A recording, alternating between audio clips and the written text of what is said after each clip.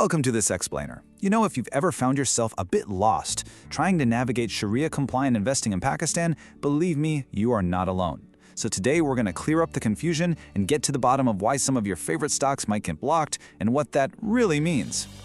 So this is a question that comes up all the time. You see a fantastic company, right? A household name, maybe a big fertilizer company, and you're ready to invest.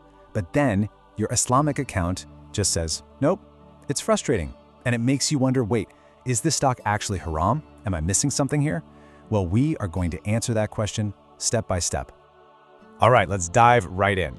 Here's our game plan. First, we'll talk about that confusion most investors feel. Then, we'll lay down the basic rules of halal versus haram business. After that, we'll look at the specific financial filters, what you should do when a stock fails the test, and then we'll wrap it all up with a final big picture perspective. Okay, first things first. Let's talk about that feeling of confusion head on. You're trying to do the right thing, you're trying to invest in what looks like a perfectly solid, permissible company, and suddenly you hit a wall. It can be pretty baffling. And look, this happens to so many people. You see these huge companies in sectors like fertilizer or power or cement, and you just assume they've got to be okay, right? But the reason they get blocked often has absolutely nothing to do with their main business. It's usually a technical detail, a financial issue that goes way beyond a simple halal or haram sticker. So, to really get this, we have to start at square one. We need to talk about the most fundamental, the most basic principle of all. This is the first, non-negotiable step in the whole Sharia screening process. The very first rule is all about the company's core business, and it is a super clear-cut fork in the road. On one side, you've got businesses that are fundamentally okay. Think textiles, fertilizer, cars, cement. But on the other side, you've got businesses whose entire foundation is forbidden, or haram. We're talking about conventional banks built on interest, or companies that produce alcohol or tobacco. This is the first and most important filter, and it's a black and white situation. And this right here, this is why that choice is so important. See, an investment isn't just you buying a thing, it's a partnership. When you buy a stock, you become what's known as a hissadar, a shareholder, an owner. You're literally a partner in that business. So when he boiled it all down, this first test cuts through all the noise. It's a simple question. Are you choosing to partner with a company that makes clothes, or a company's whole business is built on interest? One door is open for discussion, the other one is completely closed, period. Okay, so let's say a company passes that first big test. Its core business is halal.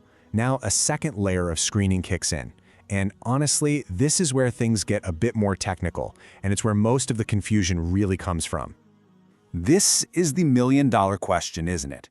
If a fertilizer company is doing perfectly permissible work, what could possibly happen to make it non-compliant?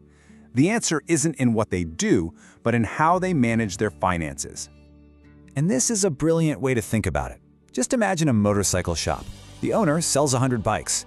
98 of them are sold for cash. Totally fine, completely halal. But maybe, just maybe, his son sells 2 of those bikes on interest.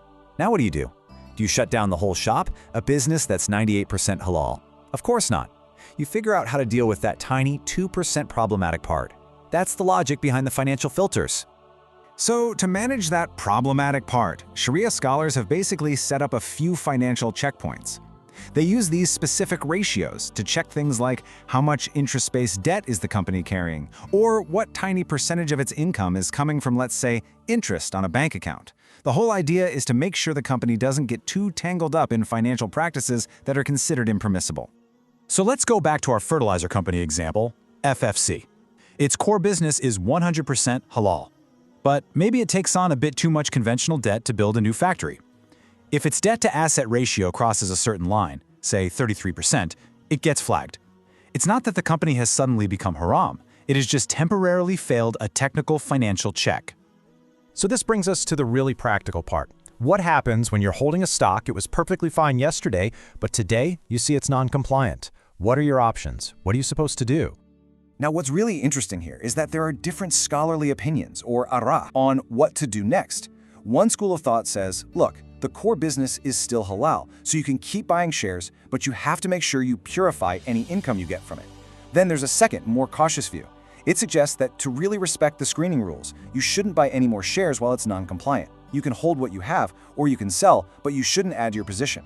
And it's important to note that both of these are considered valid perspectives. So what on earth is this purification we keep mentioning? Well, it's a really key concept. If a company earns, say, 2% of its income from impermissible sources, like interest, then you, as a part owner, have to cleanse your share of that income.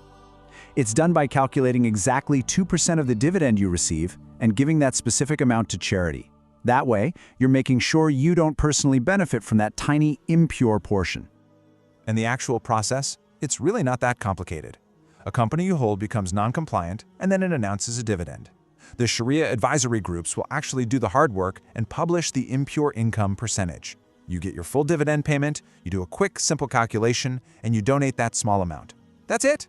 Your earnings are purified.